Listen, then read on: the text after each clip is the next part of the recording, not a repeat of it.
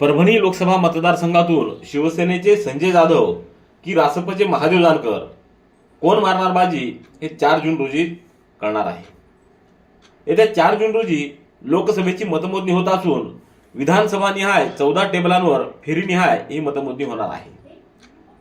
परभणी लोकसभा मतदारसंघाची मतमोजणी प्रत्येक विधानसभा निहाय 14 टेबलांवर फेरीनिहाय होणार आहे।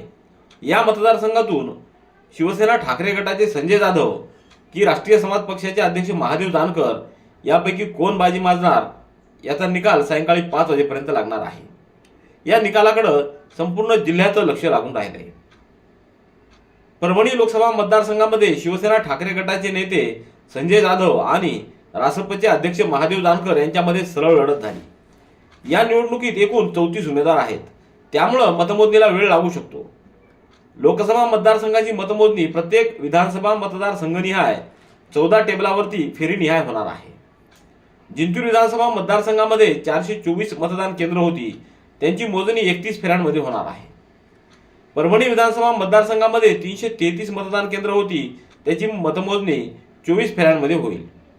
गंगाखेड विधानसभा मतदारसंघामध्ये 432 मतदान केंद्र होती, त्यांची 31 फेऱ्यांमध्ये मतमोजणी होईल। पाथरी विधानसभा मतदारसंघात 398 मतदान केंद्र होती, त्याची 29 फेऱ्यांमध्ये मतमोजणी होईल। परतूर विधानसभा मतदारसंघामध्ये 350 मतदान केंद्र होती, त्याची मतमोजणी 25 फेऱ्यांमध्ये आणि घनसावंगी विधानसभा मतदारसंघात 353 मतदान केंद्र होती, त्यांची मतमोजणी 26 फेऱ्यांमध्ये होणार असल्याची माहिती जिल्हाधिकारी रघुनाथ गावडे यांनी दिली आहे। या निवडणुकीमध्ये जिंतूर विधानसभा मतदारसंघातून 2,32,854 मतदारांनी मतदान केलं, त्याची टक्केवारी 62.43 इतकी आहे। परभणी विधानसभा मतदारसंघात 2,10,027 मतदारांनी मतदान केलं, त्यांची टक्केवारी 62.62% इतकी आहे। गंगाखेड विधानसभा मतदारसंघातून 2,57,616 मतदारांनी मतदान केलंय, त्याची टक्केवारी 63 इतकी आहे। पाथरी विधानसभा मतदारसंघातून 2,43,602 मतदारांनी मतदान केलं, त्याची टक्केवारी 64.27 इतकी आहे। परतूर विधानसभा मतदारसंघातून 1,85,580 मतदारांनी मतदान केलं, त्याची टक्केवारी 59.60 इतकी आहे आणि घनसावंगी मतदारसंघातून 1,92,189 मतदारांनी मतदान केलं, त्याची टक्केवारी 60.93% इतकी आहे।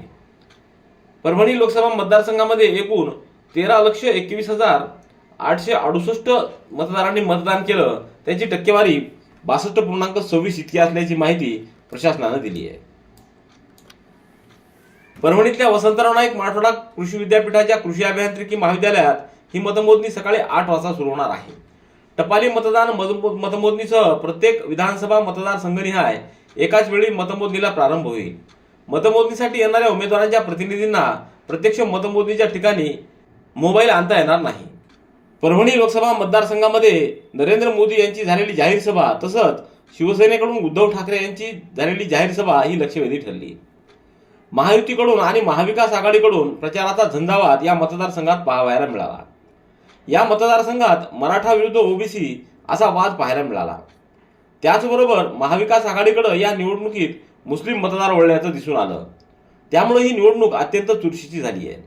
दोन्ही बाजूने जोरदार आरोप प्रत्यारोप देखील करण्यात आले। शेवटच्या 2 दिवसांमध्ये संपूर्ण मतदारसंघामध्ये लक्ष्मी अस्त्राचा वापर झालेला विषय देखील चर्चेचा ठरला। तर या निवडणुकीत मराठा समाजाच्या उमेदवारांची संख्या लक्षात घेता हे उमेदवार किती मतं घेतात याकडे देखील लक्ष लागलंय। परभणीचा खासदार कोण होणार याबाबत दोन्ही उमेदवारांकडून दावे प्रतिदावे केले जात असले तरी 4 जून रोजी दुपारनंतर याबाबतचा निकाल अधिकृतपणे घोषित होणार आहे। त्यानंतरच कुणाचा दावा खरा ठरला हे कळणार आहे। तुम्हाला हा व्हिडिओ कसा वाटला याबाबत तुमचं मत आम्हाला कमेंट करून कळवा। व्हिडिओ आवडला असल्यास लाईक करून शेअर करा, तसंच परभणी जिल्ह्यातील प्रत्येक बातमीचा अपडेट मिळवण्यासाठी आमच्या चॅनलला सबस्क्राईब करा। धन्यवाद।